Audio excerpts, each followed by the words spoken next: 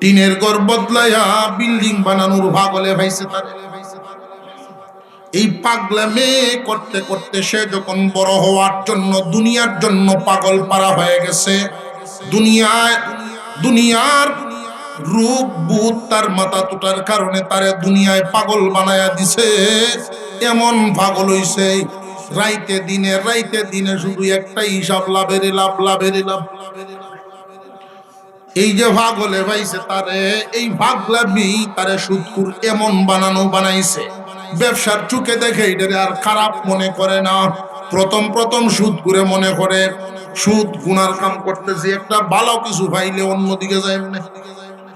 কিন্তু এক পর্যায়ে তার অবস্থাটা এমন হয়, এই সুদটারেই তার ব্যবসার মতো মনে করে যে এটাই তার পেশা, এটাই তার ব্যবসা। 10 লাখ 20 লাখ টাকা মাঠও ফেলায় তুইলে আর কি করণ লাগে, ট্যাঙ্গের উপরে ট্যাঙ্ক তুললে করতে পারে সবকিছু। আল্লাহ পাক রব্বুল আলামিন আয়াতের ভিতরে এই যে আয়াতটা যেটা পাগল হইয়া দাঁড়াইব হাসরের মাঠে, আল্লাহ এই আয়াতেই বলেন, ফামান জাআহু মাউইযাতুম মির রাব্বিহি ফান্তাহা ফালাহু মা সালাফ ওয়া আমরুহু ইলাল্লাহ। সুদ খাওয়া যে এত মারাত্মক গুনাহ, আল্লাহর রাসূল যত হাদিস বর্ণনা করেছেন, সুদ খাওয়ার যত স্তর আছে, সুদকুরদের স্তর, সুদের সর্বনিম্ন স্তর হলো আপন মায়ের সাথে জিনার সমতুল্য। আরো জোরে আওয়াজ দিয়ে জবান খুলে কোন নাউযুবিল্লাহ। আমার তো মনে হয় না খেয়ে মরে যাও, না খেয়ে জাতি মরে যাও, তবু এই কাজের দিকে যাও না। আপন মার সাথে জিনার চেয়ে জঘন্য কাজ, এই কাজটা একজন মানুষ কেমনে করতে পারে? এটা সর্বনিম্ন স্তর। সুদকুরের সর্বোচ্চ স্তর, আল্লাহর পয়গম্বর বলেন, আল্লাহ এবং রাসূলের বিরুদ্ধে যুদ্ধের ময়দানে নামা। এই জঘন্যতম অপরাধের কথা মানুষ জানে না, এই কারণে সুদ খাইছে। জানার পর, এই ওয়াজ শোনার পর যদি কেউ তওবা করে ফেলে, যা করলাম এই মাত্র যা আছে এই আসল টাকা শুধু ফেরত লয়ে এলাম, আমি আর অন্যায়ের দিকে গেলাম না, সুদ আর খাইতাম না, আগে জানতাম না এত বড় অপরাধ। প্রয়োজনে না খায়া থাকবো, এরপরেও কোনদিন সুদ আর লইতাম না, সুদ আর দিতাম না। কোন বান্দা যদি পেটের ক্ষুধার কারণে পরিবার নিয়ে রান্না বান্না বসানোর কোন সুযোগ নেই, শয়তানে কুমন্ত্রণা দিব যে সুদে লইয়া টেকা তো আছেই। মন রে এই সময় বুঝায় না, হারাম খাইতাম না, এক ওয়াক্ত খাবার মিলে নাই, আর এক ওয়াক্ত মিলবো, এই সময় মিলে নাই। 3 দিন ধৈর্য ধরতে হবে, সর্বোচ্চ 3 দিনের উপরে ধৈর্য ধরা লাগবে না।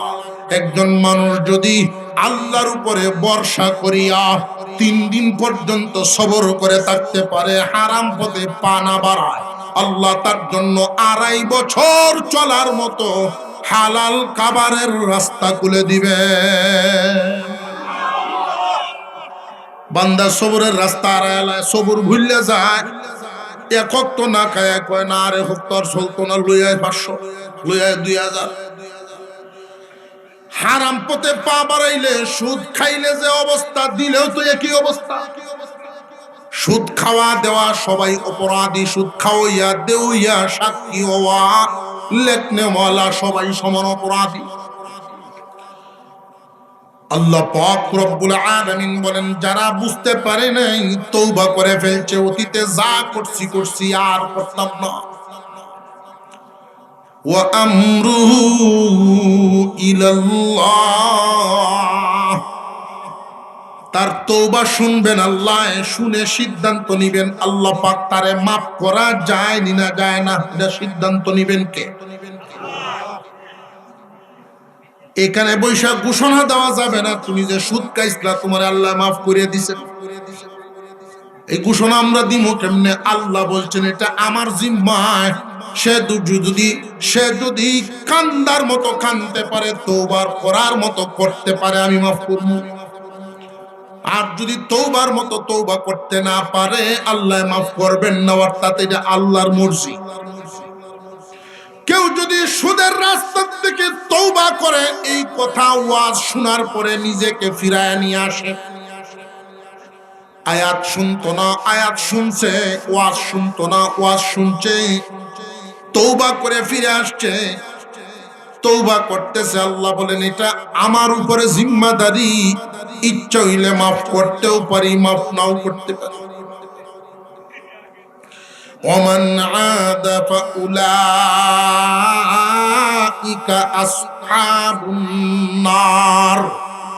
কঠিন কথা, কঠিন কথা, খুব মনোযোগ দিয়ে শুনেন। যারা তওবা করে ফিরে আসবে, জীবনভর তওবা করতেই থাকবে, লজ্জিত হয়ে কাঁদতেই থাকবে, কাঁদতেই থাকবে। আল্লাহ বলেন এদের ব্যাপারে কি করব না করব সিদ্ধান্ত এটা আমি জানি, দুনিয়ার কেউ জানে না। তবে একটা কথা শুনে রাখো, আমার এই আয়াতগুলো শোনার পরেও কিয়ামতের দিন পাগল হয়ে দাঁড়াতে হবে। আপন মায়ের সাথে জিনার চেয়ে জঘন্য অপরাধ, আল্লাহ এবং রসুলের বিরুদ্ধে যুদ্ধে নামার সমান অপরাধ।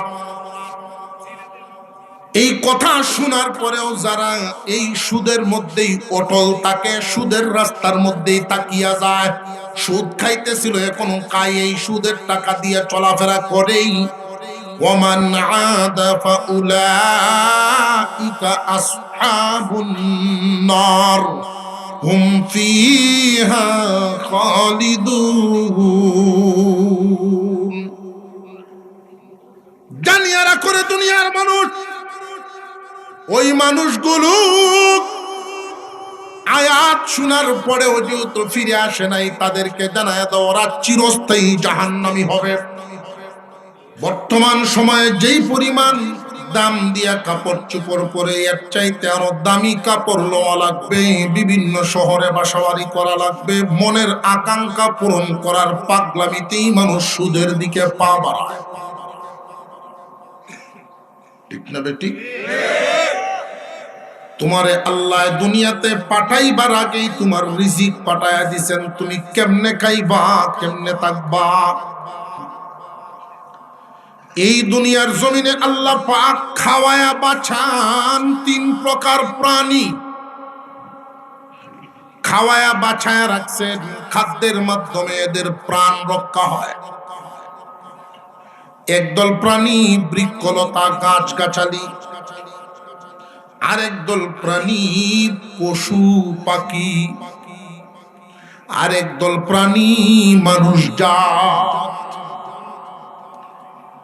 তিন জাত প্রাণী আল্লাহ পাক এদেরকে বাঁচায় রাখছেন খাদ্য খাওয়ানোর মাধ্যমে, রিজিকের মাধ্যমে। তবে তিন প্রকার প্রাণীর খাদ্যের নিয়মটা তিন ধরনের, লক্ষ্য করে দেখেন। গাছ জায়গায় দাঁড়ায় তাকে, সে হাঁটতে পারে না, চলতেও পারে না, না খাইলে তো বাঁচতও না। আল্লাহ রব্বুল আলামিন তারে জায়গায় দাঁড় করায় রাইকা শিকড়ের মাধ্যমে রস টেনে খাওয়ার ব্যবস্থা করছে। মহান মাওলা করিম প্রাণীকুলকে জায়গায় দাঁড়ায় খাওয়ানোর ব্যবস্থা করেন নাই। কারণ প্রাণীরা তোমরা জায়গার থেকে লড়তে পারো, জায়গার থেকে লড়তে পারো, লড়িয়া খাও। তোমার শক্তি যেই পরিমাণ, খাদ্যটাও আমি দিছি সেই পরিমাণ, সহজেই মিলাইছি। গরু ব্যবসা করতে পারে না, চাকরি করতে পারে না, এই জন্য আল্লাহ পাক গরুর খাদ্যের ব্যবস্থা করছেন। যাও তুমি ঘর থেকে বের হইলেই তোমার খাবার মাঠের মধ্যে আছে, তোমার রিজিক মাঠে আছে। সমস্ত পশু পাখির আল্লাহ খাওয়াইতেছেন, ব্যবসা লাগে না, চাকরি লাগে না, রিজিক মাঠও আছে না নাই। আল্লাহ প্রাণীদের রিজিকের ব্যবস্থাও করিয়া দিছেন। মানুষ জাত তোমাদের রিজিকটা আরো সুন্দর আরো উত্তম। তোমরা যেহেতু আমি আকল দিছি, বুদ্ধি দিছি, বুদ্ধি কাটাও, মজা করিয়া খাও। হালাল হালাল খাদ্য আমি জগতে রাখছি, বুদ্ধি কাটায়া খাদ্য গ্রহণ করো। গাছ গাছালিরা খাদ্য খায় দাঁড়ায় দাঁড়ায়, শিকড়ের মাধ্যমে রস টেনে খাদ্য গ্রহণ করে। প্রাণীরা খাবার খায়, বাসা বাড়ির থেকে বের হয়, তবে তোমাদের মতো মজা করিয়ে খাইতে পারে না। তাদের কষ্ট কম, মজাও কম। তোমরা মাটি কাটিয়া পরিশ্রম করবা, ব্যবসা করিয়া পরিশ্রম করবা। আমি আল্লাহ যে যে রাস্তায় অনুমতি রাখছি সেই হালাল তরিকায় উপার্জন করিয়া খাইবা। খাওয়াটাও মজা করিয়া খাওয়ার ব্যবস্থা করে রাখছি। গরু শুধু ঘাস খায়, লবণ দিত জানে না। বাঘে শুধু গোশত খায়, মরিচ দিত জানে না। জোরে কর। আমি আল্লাহ তোমারে যে খাওয়ান দেই রে বান্দা, হলুদ মরিচ আদা লবণ যা আছে সবকিছু একসাথে মিশাইয়া হালাল খাবার পেট ভরিয়া খাও। আমি আল্লাহর শুকর আদায় করো। এর সাথে মিলাই কইও সুবহানাল্লাহ। নারে তাকবীর। নামটা কি তা না? হ্যাঁ হ্যাঁ, আমরা আত্মীয় ওটা, আমার বেওয়াই।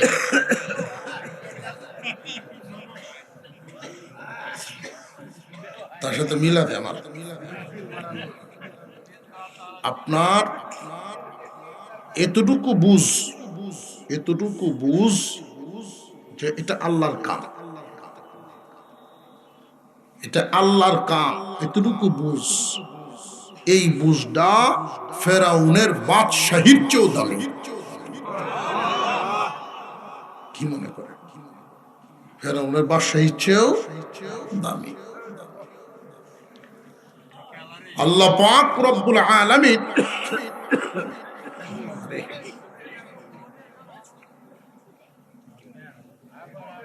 সুদ খায় মানুষে ফেট পালার লাগি না মনের আকাঙ্ক্ষা পূরণ করার লাগি? এখন বুঝাইতেছে বিষয়টা। আল্লাহ যে হাসরের মাঠে পাগল বানায়া তুলবেন এমনি না। তুমি যেহেতু দুনিয়ার জমিনে আল্লাহর হুকুম অমান্য করো, পাগলামির কারণে দুনিয়ার পাগল হইছো, দুনিয়ার জন্য তুমি পাগল হইছো। টিনের ঘর বদলায়া বিল্ডিং বানানি লাগবো, তোমার মন পাগল হয়ে গেছে। তোমার পাশের যেই ক্ষেতটা 3 কাঠা, এটা 6 কাঠা বানায়া বড় করার লগিন মন পাগল হয়ে গেছে। এই দুনিয়ার জমিনে পাগলামি করিয়া যে তুমি আল্লাহর হুকুম লঙ্ঘন করিয়া সুদ খাওয়া শুরু করছো। আল্লাহ পাক রব্বুল আলামিন বলেছেন, কিয়ামতের কঠিন ময়দানে সুদখোরেরা পাগল হইয়া দাঁড়াবে। কেন? যে ওরা সুদ খাইতো, সুদটারে ব্যবসার সাথে তুলনা দিত।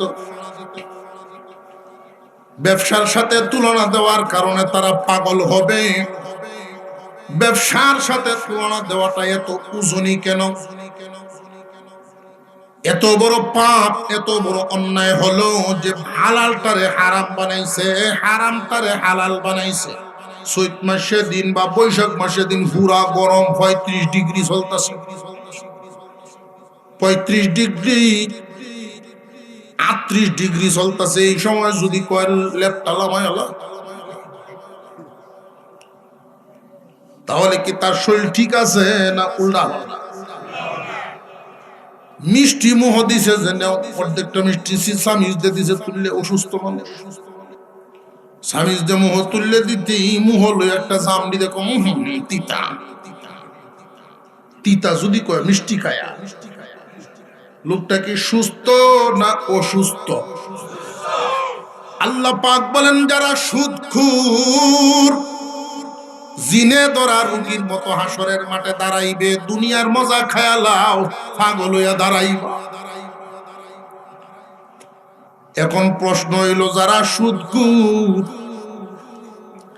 এরা মনে মনে কিন্তু একটা হিসাব মিলাইব। আল্লাহ কইছে আল্লাযীনা ইয়াকুলুনার রিবা, যারা সুদ খায়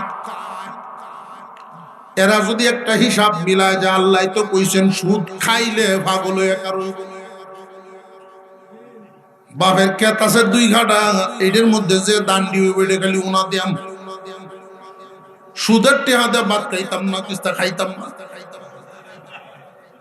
সুদের টেহাদে গাড়ি কিনলাম, বাড়ি কিনলাম, সব কিছু খাইলেন সমস্যা। এইরকম বাটপারি চিন্তা যদি কেউ করে, আছে না নাই? এই জন্য আল্লাযীনা ইয়াকুলুনা, যারা খায়, ইয়াকুলুনার একটা অর্থ হইল আয়াখুযুনা। আল্লাহ পাক রব্বুল আলামিন বলেন, যারা সুদ গ্রহণ করে, খায় পরে লয় আগে, না লইয়াই কি খাইলবো, না আগে লইব পরে খাইব। এই জন্য ইয়াকুলুনার একটা অর্থ হইল ইয়াখুযুনা, গ্রহণ করা। যারা সুদ গ্রহণ করে ওরা পাগল হয়ে দাঁড়াবে। কেন? যে সুদরে ব্যবসার সাথে তুলনা দিত। তুমি যে সুদ খাও বান্দা, এই বিল্ডিং বানানোর জন্য যে তোমার মন পাগল হয়ে গেছে, দিন বদলানি হইল তোমার চিন্তা, যে দিন এই দিন দিন না দিন রে বদলাইতে হইব, গরিব হইছি ধনী হইতে হইব, যে তুমি থাকবা কয়দিন, তুমি দুনিয়া থাকবা কয়দিন। যেই ঘর বানানোর জন্য তোমার মন পাগল হয়ে গেল, যেই ক্ষেত বানানোর জন্য তোমার মন পাগল হয়ে গেল, তুমি যেই কারণে পাগল হইছো, এইগুলো তো স্থায়ী তোমার সাথী না, তুমি চলে যাইবা, বুক করবে অন্যরা, আসামি হইবা তুমি। মানুষের সুদ খায় আজকাল বর্তমান সময়ে। সুদগুরদের কোনো মান সম্মান ইজ্জতের কোনো ভয় এখন আর নাই, কারণ হগুলোই খায়, বেশিরভাগ মানুষই লয়েছে। এমন একটা সময় ছিল সুদগুররা মানুষের সামনে কথা বলতে লজ্জা পাইত। তো আর এখন যেই হালত চলতেছে, সমাজ থেকেই সুদ নামক ব্যাধি, মুসলমান সমাজ থেকে সুদ নামক ব্যাধিটা দূর করা বড় কঠিন হয়ে যাচ্ছে। বরং মসজিদের ইমাম সব যদি একটু কড়া আওয়াজ করে সুদের বিরুদ্ধে, চাকরি আগামীতেই শেষ। ঠিক না ভাই? ঠিক। হুজুর আপনার কি ডর নাই? আমার একটা ডর আছে, যদি আগামীতে দাওয়াত না দেয়, এর কোনো অসুবিধা নাই। হক কথাটা শুনতে হবে, মানতে হবে, সমাজে চালাতে হবে। আমাদের সমাজকে যদি সুদ মুক্ত করতে চাই, করতে রাজি আছে? সুদ মুক্ত যদি সমাজ করতে চান, এই ওয়াজে শুধু কাম হইতে হবে, আর একটা কাম করুন। কোন সুদকুর প্রকাশ্যে সুদ খায়, বুক ফুলায় হাঁটে, জানা শোনা সুদকুর, এইরকম সুদকুর চিহ্নিত যারা, এদেরকে কোনো সম্মানের দায়িত্ব, সম্মানের চেয়ার সমাজে দেওয়া যাবে না। এদেরকে যদি সম্মানিত পদ পদবি দেওয়া হয়, সম্মানের আসন দেওয়া হয়, ইজ্জত সম্মান দেওয়া হয়, তার তো কোনো কমতি হলো না। সুদ খাওয়ার পরেও তার বহাল তবিয়তে থেকে গেল, কমতি হবে না। সুদকুরকে চিহ্নিত করে মানসিকভাবে লজ্জিত করতে হবে, যে সুদ ছেড়ে না দিলে আমার প্রতিপন্ন হয়ে থাকতে হবে, অপমানের জীবন গড়তে হবে। তখন যদি সুদ ছাড়তে বাধ্য হয়, মুসলমানের সমাজে সুদকুরদের ইজ্জত এটা মানায় না।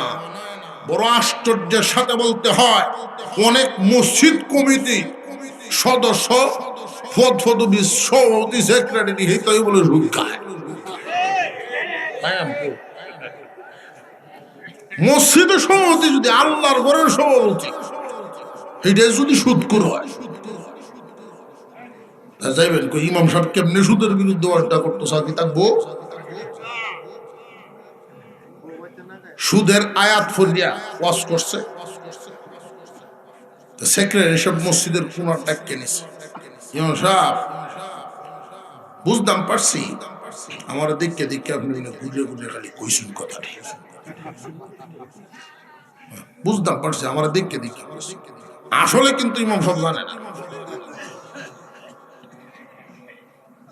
এমন একটা সময় ছিল আমাদের সমাজে, সারা গ্রাম পূজ্যেও 5 জন সুদখোর পাওয়া গেছে।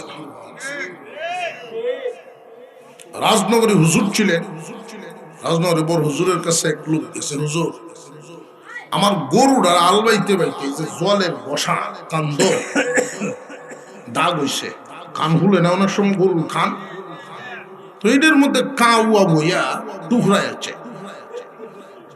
তখন জায়গাটা একটু দেখতে খাওয়া উঠছে, রক্ত পড়িয়া ফাঁকা গলা শুরু হয়েছে, এটার মধ্যে একটা ফুক হয়ে উঠছে।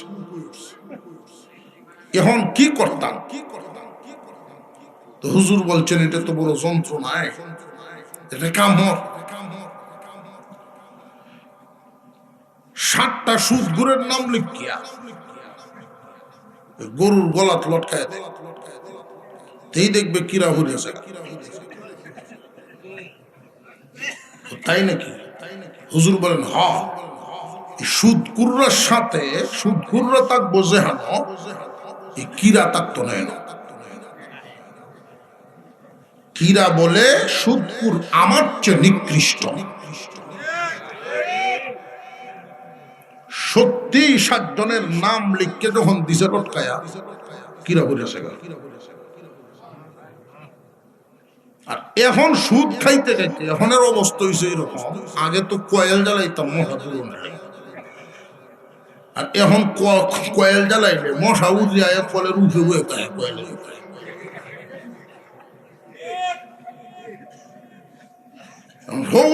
সুদখোর কিরা ডরা এলাম, কিরা হরিয়ে কিতা বলছে না, তোমরা আর আমরা এক জাতি।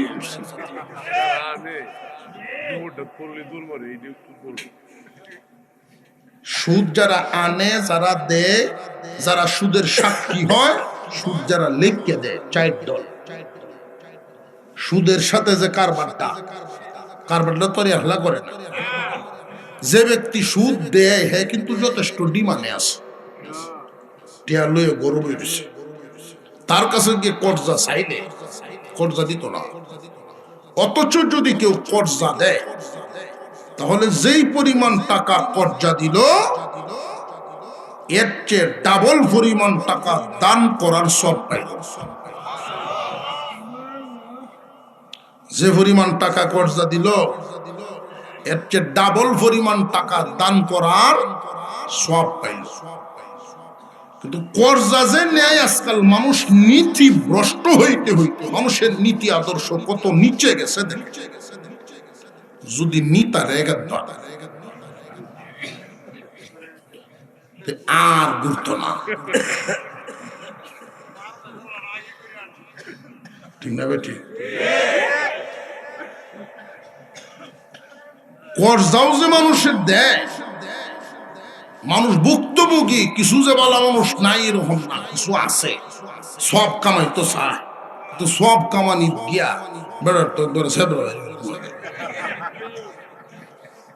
5,000 নিচে 15 দিনের লেগে চাওয়া, তো সুদও যাইস না, সুদও যাইস না, আমার 5,000 টাকা তুই 15 দিন করে দেয়া লাগিস। হ্যাঁ, 15 দিন যাওয়ার আগেই দেখা যায়, এবারে দেখলে মুখ কালো হয়ে যায়, সময় আছে যেমন লাগবে। যদি চাই বেড়ো চাইছে না, দিন করে দিন নেই, এখন আর সামনে করে না। আগে যে সম্পর্কটা আছে কমতি আরম্ভ হয়েছে। অথচ মুসলমানের নিয়ম ছিল, বান্দা মুসলমানের নিয়ম, তুমি দিতে পারছো না টাইম অনুযায়ী, তুমি তার কাছে হাজির হও, হাজির হইয়া সময় বাড়ায় নাও। হাজিরা দেওয়ান লাগবে, সময় বাড়াও। সময় যদি বাড়ায় দেওয়া হয়, আগে তো 5,000 কর্জা দিছেন 2 সপ্তাহের জন্য, 10,000 দান করার সব পাইছেন।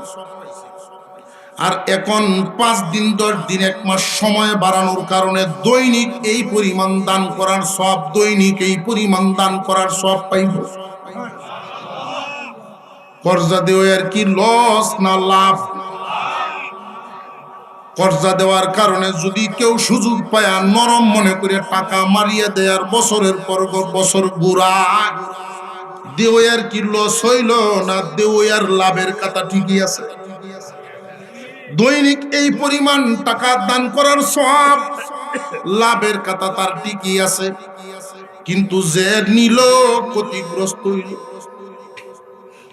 বান্দার হক যদি কেউ একজন তার একজনে মারিয়া দেয়, দুনিয়ায় মারতে পারবো, আল্লাহর সামনে দাঁড়াইতেই হবে।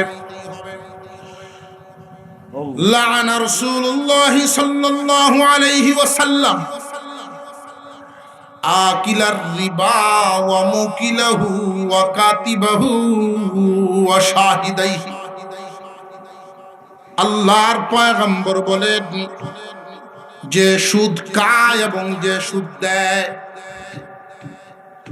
আল্লাহর পয়গম্বর বদদুয়া করেছেন মুহাম্মদুর রাসূলুল্লাহ সাইয়্যিদুল মুরসালিন সাল্লাল্লাহু আলাইহি ওয়াসাল্লাম। তিনি লানত করেছেন 4 দল মানুষের জন্য, যারা সুদ খায়, যারা সুদ দেয়।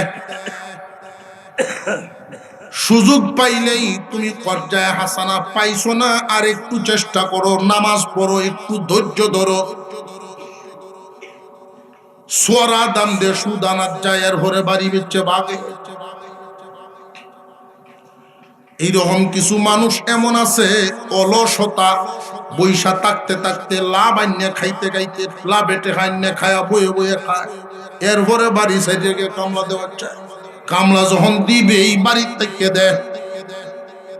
পরিশ্রম করবার সময় থাকতে করো। আল্লাহর পয়গম্বর বলেন, যারা ঘাম জড়ায় পরিশ্রম করে টাকা উপার্জন করে, তারা আল্লাহর বন্ধু হইয়া যায়।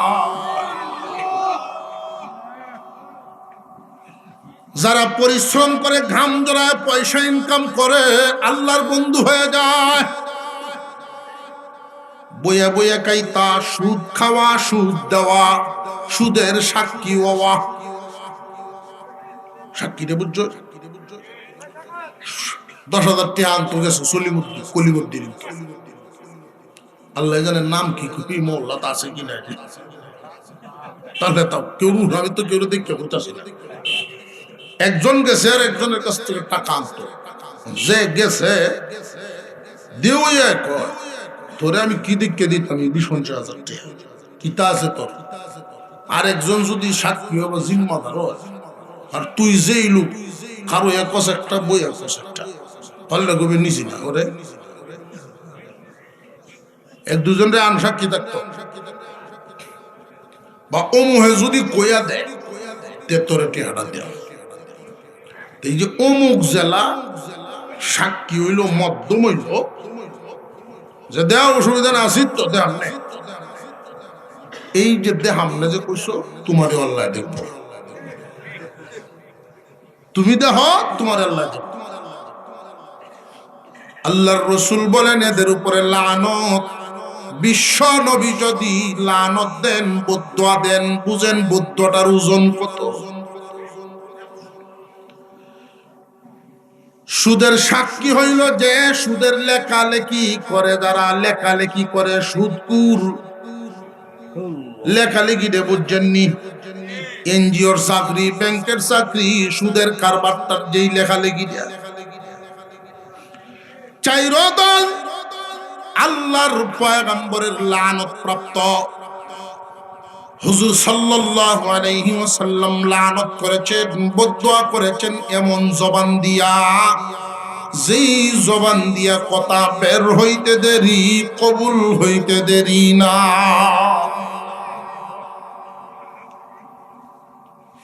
হাসরের মাঠে সুদপুররা পাগল হয়ে দাঁড়াবে। কেন? যে সুদরে ব্যবসার সাথে তুলনা করার কারণে। মুফাসসিরিনে কেরাম বলেন আল্লাহ পাক এই সাজাটা তাকে দিবেন তার মনের চাওয়া অনুযায়ী। তার মনের চাওয়াই ছিল পাগল। পেট পালার জন্য কেউ সুদ খায় না, পেট পালার জন্য কেউ সুদ খায় না, সুদ খায় মনের ভাগলামির জন্য। আমরা এই দুনিয়ার জমিন থেকে বিদায় হওয়ার পরে আবার আল্লাহর সামনে হাজিরা দেওয়া লাগবে না লাগবে না? আল্লাহ পাক আমাদেরকে আবার হাসরের মাঠে যে দাঁড় করাবেন, এই হাসরের মাঠে দাঁড়ানোর সময় কিছু মানুষ পাগলের মতো দাঁড়াইব, জিনে ধরা রোগীর মতো দাঁড়াইব। হাসরবাসীরা দেখেই চিনে ফেলবে ওরা কোন রোগের রোগী। দুনিয়াতে আল্লাহ পাক রব্বুল আলামিন এদের কারণ উল্লেখ করেছেন, পরিচয় দিয়েছেন।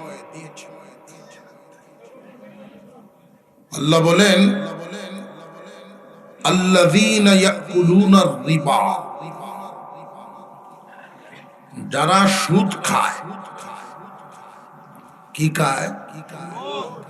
সুদ খায়। লা ইয়াকুমুনা ইল্লা কামা ইয়াকুমুল্লাযী ইয়াতাখাব্বাতুহুশ শাইতানু মিনাল মাস। পাগল না সাজিয়া, জিনে ধরা রোগীর মতো না হইয়া আল্লাহর সামনে তারা দাঁড়াতে পারবে না। হাসরের মাঠে সুদখোরেরা আল্লাহর সামনে দাঁড়াবে সুস্থ অবস্থায় না পাগল হইয়া? পাগল হইয়া। কেন তারা পাগল হবে? এদের মগজ নষ্ট হবে কেন? এই কারণটাও আল্লাহ পাক উল্লেখ করেছেন। এই দুনিয়ার জমিনে যত খাওয়া আছে সব খাওয়াই তো আর হালাল না, হারাম তো অনেক খাবার আছে। একজন মানুষ মরা মুরগি খাইল, মরা গরুর গোশত খাইল, হালাল খাইল না হারাম খাইল? সুদ খাওয়াটাও হারাম, ওই গোশতটাও হারাম। তো দুই হারামের সাজা একরকম না। সুদ খাওয়ার সাজাটা হইল পাগল হয়ে উঠবে।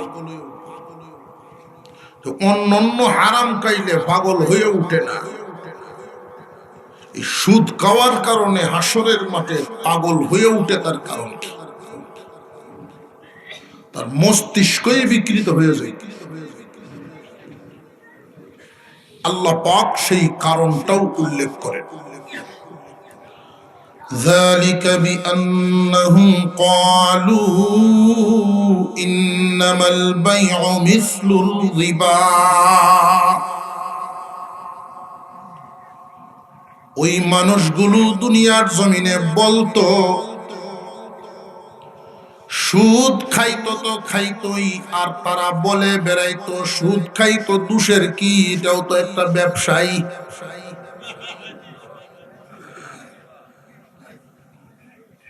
এরপরে আল্লাহ বলেন ওয়া আহাল্লাল্লাহুল বাইআ ওয়া হাররামার রিবা। অথচ আমি ব্যবসাকে হালাল করেছি, সুদকে আমি হারাম করেছি। হালাল বস্তুর সাথে হারামের তুলনা দেয়। দুনিয়ার জমিনে যারা সুদ তো খায়, ব্যবসার সাথে সুদের তুলনা দেয়। সুদরে ব্যবসায়ী মনে করে এবং বলিয়া বেড়ায়। একজন মানুষে যদি ব্যবসা করিয়া লাভ করতে পারে, ওইখানেও টাকা কাটায়, আর আমি সুদে কারবার করি, এখানেও টাকা কাটাই, দুইটাই তো ব্যবসার মতো। আল্লাহ পাক রব্বুল আলামিন বলেন এই যে মারাত্মক এক অপরাধ করে বসলো, আমি আল্লাহ যেটাকে হারাম করলাম ওইটারে হালালের সাথে তুলনা দেয়। সুদ শুধু খায় না, সে নিজে এটারে বৈধ মনে করে। এমন মানুষ সমাজে দিন দিন শুধু বেড়েই চলছে, বেড়েই চলছে। এমন একটা সময় ছিল আমাদের সমাজে 2-4 গ্রাম মিলেও সুদখোর পাওয়া যাইত না। সারা গ্রামে 1-2 জন সুদখোর পাওয়া গেছে না। আর এখন সুদ ছাড়া মানুষ পাওয়া বড় কঠিন। ঠিক আস্তে কহে না।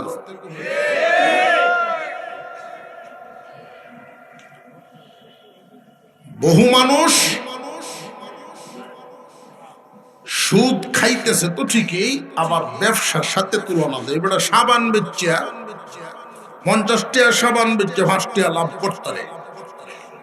100 টাকার একটা মাল বেচছে, যদি 10 টাকা লাভ করতে পারে, তাহলে আমি 100 টাকা খাটাইয়া 10 টাকা লাভ করলে সমস্যাটা কি? এটা হলো তার আকল মুফতি, যে তার নিজের যে আকল মুফতি, এই আকল মুফতির ফতোয়া, কোরআন হাদিসের ফতোয়া।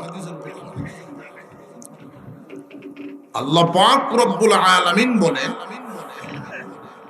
সুদকে আমি হারাম করলাম, ব্যবসাকে হালাল করলাম। এই হালালে হারামে যারা খিচুড়ি বানাইতে চায়, ওরা হাসরের মাঠে পাগল হয়ে আমার সামনে দাঁড়াবে। হালালকে যারা হারামের সাথে তুলনা দেয়, মস্তিষ্ক এদের ঠিক আছে বলে মনে হয়। মুফাসসিরিনে কেরাম ব্যাখ্যা করেছেন, ওরা পাগল হওয়ার কারণটা কি। এই কথা বলার কারণে আল্লাহ এদেরকে পাগল বানাবেন। এই কথাটা বলার কারণে এত বড় সাজা, তার কারণটা কি? এত বড় সাজা এই কথার কারণে। এখন বুঝতাম চাইতেছি এই কথাটার এত ওজন কেন। কথা বুঝে আসতেছে আপনাদের? এই কথাটারই এত ওজন কারণ। মুসলমান ইমানদার ভাইরা আমার, আল্লাহ পাক রব্বুল আলামিন দুনিয়ার জমিনে মানুষ পাঠাইছেন। মানুষ পাঠাইছেন আগে না রিজিক পাঠাইছেন আগে? আর জোরে কর। মানুষ পাঠাইছেন পরে, রিজিক পাঠাইছেন আগে। দুনিয়ার জমিনে একজন মানুষ না খায়া মরবে না, না পরিয়া সে কাপড় চোপড় ছাড়া, খাবার দাবার ছাড়া থাকতে হয় না। যত মানুষ সুদ খায়, পেট চালানোর জন্য সুদ খাওয়া লাগে না। এই দুনিয়ার জগতে যারা সুদখোর, এদের দিকে তাকায়া দেখবেন, সুদ খাওয়ার কারণ পেট চালানো না, সুদ খাওয়ার কারণ হইল পাগলামি। কিসের পাগলামি? খাটের মধ্যে ঘুমায়, খাট বদলায়া পালং লোয়ার পাগলামি। টিনের ঘর ঘুমায়, টিনের ঘর বদলায়া বিল্ডিং বানানোর আগ্রহ, এই লুবের পাগলামি। ক্ষেত আছে 10 কাঠা, এটারে 15 কাঠা বানানি না, এই দুনিয়ার পাগলামি। আল্লাহ পাক রব্বুল আলামিন বলেন, চিরস্থায়ী জাহান্নামী হবে কারা? ওয়াজ শোনার পরেও তওবা করছে না যারা। এখন বিষয়টা হলো, এখন প্রশ্ন হইল, চিরস্থায়ী জাহান্নামী তো কাফের রইব। জাহান্নাম আল্লাহ বানাইছে কি ইমানদারের জন্য না কাফেরের জন্য? কাফেররা চিরদিন জাহান্নামে থাকার কথা, মুমিনরা না। আল্লাহ পাক এই আয়াতের মধ্যে এই ঘোষণা কেন দিলেন যে চিরদিন সুদখোরেরা জাহান্নামে থাকবে? চিরদিন তো কাফেররা থাকার কথা। পরিষ্কার ভাষায় বুঝিয়ে নেন, সুদ খাওয়া, সুদের পথে চলাটা আল্লাহ এবং রসুলের বিরুদ্ধে যুদ্ধে নামার সমান যদি হয়, এই কথা শোনার পরেও যেহেতু ফিরে আসে নাই, তাহলে আল্লাহ এবং রসুলের যুদ্ধেই তো সে নামছে, আল্লাহ এবং রসুলের বিরুদ্ধে তো যুদ্ধে নামছে।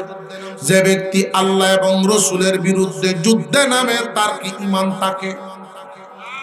মুসলমানের ঘরে জন্ম নিছে, পরিচয় দেয় মুসলমান, কিন্তু আসলে সে কাফের।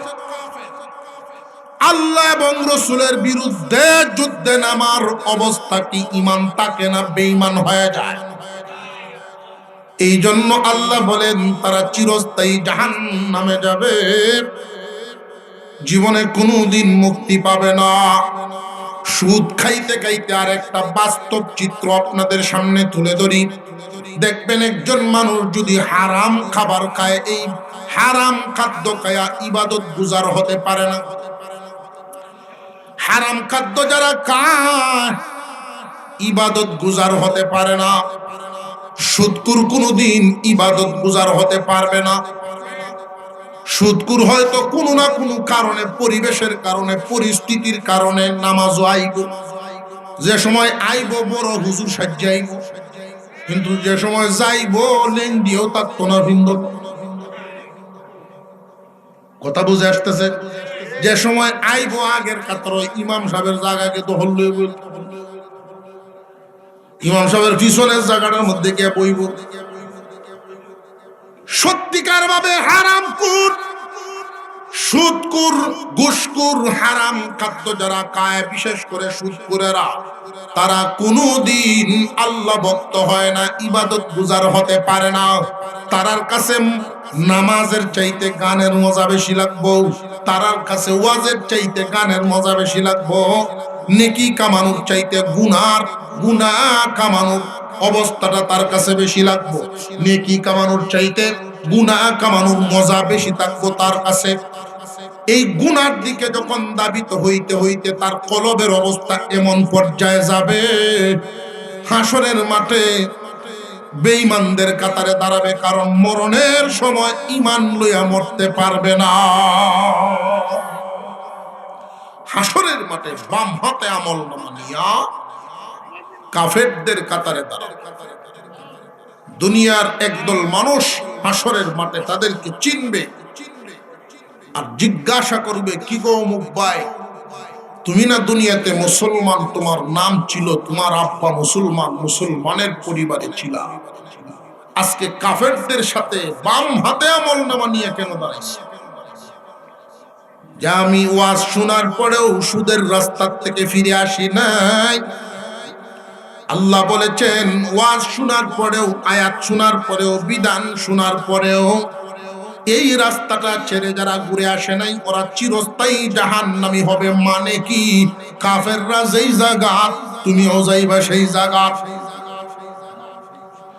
কাফেররা থাকবে চিরদিন, তুমিও থাকবা চিরদিন, জীবনে কোনোদিন মুক্তি পাইবা না। মুসলমানের ঘরে জন্ম নিয়াও যদি কাফেরদের সাথে গিয়া থাকা লাগে, চিরস্থায়ী জাহান্নামী হওয়া লাগে। এমন সুদকে কায়, প্রয়োজনে না খায়া মরিয়া যাও। হারাম থেকে বেঁচে থাকা আমাদের কাজ, হারাম থেকে বেঁচে থাকা আমার আপনার কাজ, হালাল খাওয়ায়া বাঁচায় রাখা আল্লাহর কাজ। আল্লাহ পাক যেন আমাদেরকে সহি বুঝার তৌফিক দেন। আরো জোরে বলেন আমিন।